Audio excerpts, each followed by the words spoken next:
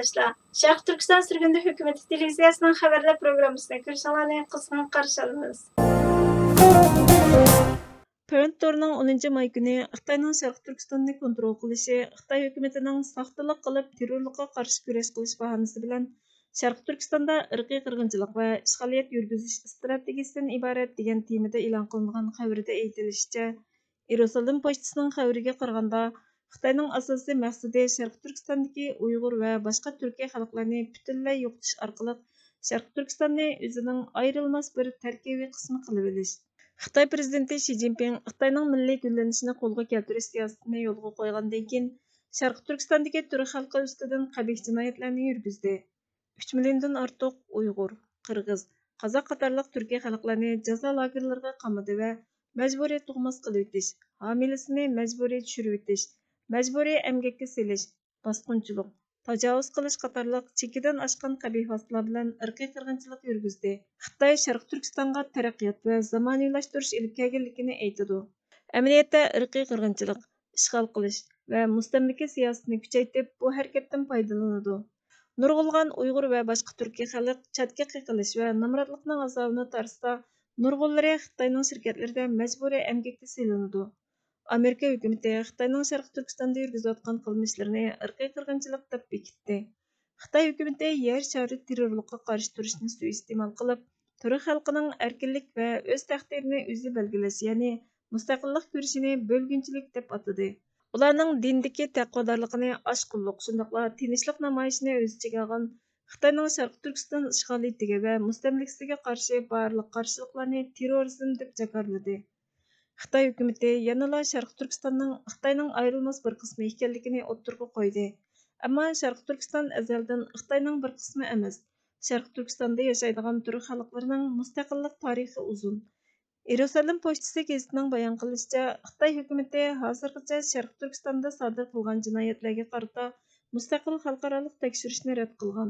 Qandaqli bo'lmasin, Isroiliya Birlashgan Davlatlar Tashkiloti kishilik huquq kengashida Xitoyning Uyg'ur va boshqa turk xalqlariga qaratgan jinoyatini ayblaydigan bayonotga imzo qo'ydi deyildi.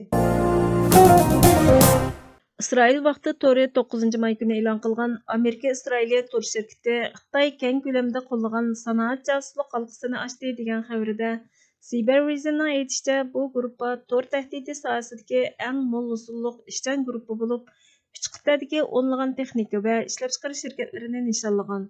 İsrailiya Amerika tor bexatarlik shirkati dushanba kuni Xitoyning qo'llashiga erishgan xakerlar guruhining rahbarligida 3 quruqliqda bilim mulk huquqi o'g'irlash va sanoat josusligi bilan shug'ullangan keng ko'lamli xakerlik harakatini bayqaganligini o'ttirg'a qo'ydi.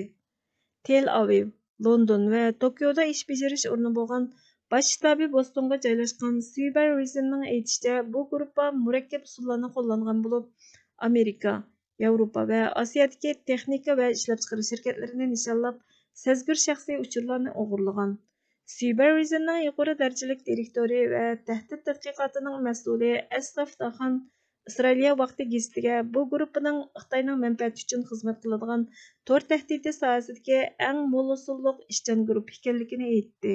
Bu guruhga kam deganda 2010 yildan boshlab harakat olib berayotgan bo'lib, guruhning bir qism dangliq a'zolari 2020 yili Amerika Adliya ministrligi tomonidan yumshoq detal echish shirkati, kompyuter qattiq detal ishlab chiqaruvchi, telegraf, o'yin shirkatlari qatorliq yüzdek shirkatga qarshi kompyuter jinoyati sodir qilganligi bilan ayblangan. Cyber Reason'ning tadqiqoti Vinti guruhining kam deganda 2019 yildan boshlab bilim mulk huquqi o'g'irlash va tor josusligi bilan shug'ullanganligini, ularning o'g'irlik va murakkablik saviyasining intayin yuqori ekanligini, bu yomon g'arazlik yumshoq detalning hujum qilguvchilarning yuqori darajalik aloqador taraflariga tava halqiliq mulozimatlar va oxirgi nuqtalardan sezgir uchurlarni o'g'irlashiga yo'l qo'yganligini aytgan.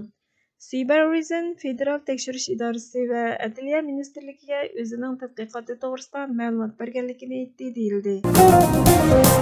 O'rganmay, tirishmay, charchamay, rohat yashashning yo'llarini izlashni odatga aylantirib olgan millat eng oldi bilan izzat hurmatini, undan mustaqilligini yo'qotishga mahkum.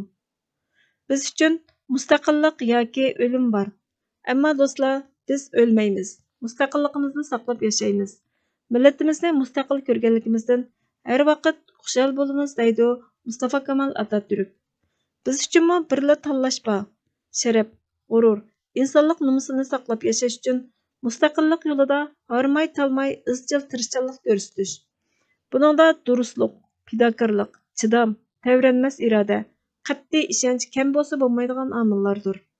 Saxtipazlik, ko'zbo'yamchilik, shuhratparastlik, shaxsiy manfaatini ustun o'ringa qo'yish, xiyonat mustaqillikqa erishishga putlashang bo'ladigan, insonni chuprandilashtirib, katta mukofotga erishishdan mahrum qoldiradigan nachar illatdir.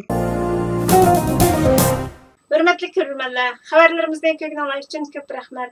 Kelar qıtımqı programımız görüşkice Allah'a emanet boğaysızlar.